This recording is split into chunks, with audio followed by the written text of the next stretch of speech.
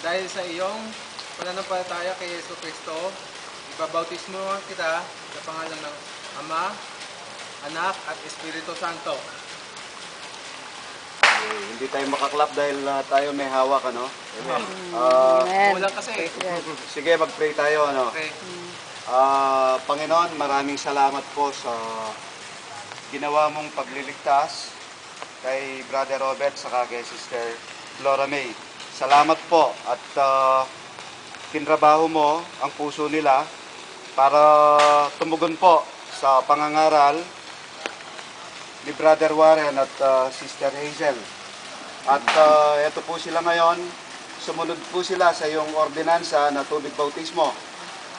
Maraming salamat po at pati ang puso nila tinrabaho mo para sumunod sa napaka-importanting ordinansa pong ito. Hindi man po ito nakakapagligtas at hindi man po ito bahagi ng kanilang kaligtasan, pero ito po ay napaka-importante dahil ikaw po mismo ay